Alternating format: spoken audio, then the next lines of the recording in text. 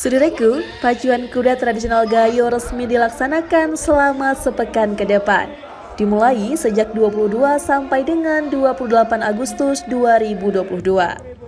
Hal itu ditandai dengan dibukanya secara resmi oleh Bupati Aceh Tengah Dr. Andes Habela Abu Bakar di lapangan Blang Bebangka, Kecamatan Pegasing, Kabupaten Aceh Tengah pada Senin 22 Agustus 2022.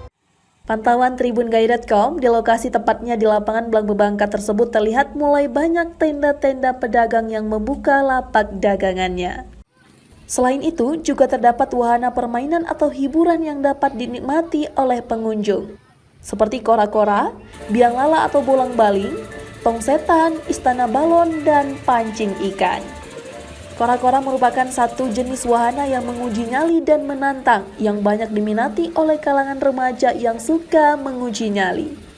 Untuk menikmatinya, wahana ini pengunjung harus membeli tiket sebesar Rp10.000 per orang.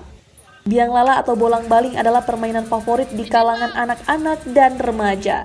Tong setan juga tidak kalah favorit di kalangan masyarakat yang ingin menyaksikan keahlian pemotor di dalam sebuah tong yang besar berdiameter 15 meter.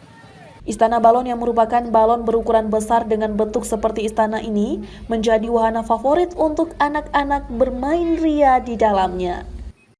Pancing ikan juga banyak digemari anak-anak. Ikan mainan yang terbuat dari bahan plastik dan diberi magnet pada mata pancing dan mulut ikan sehingga seolah-olah sedang memancing.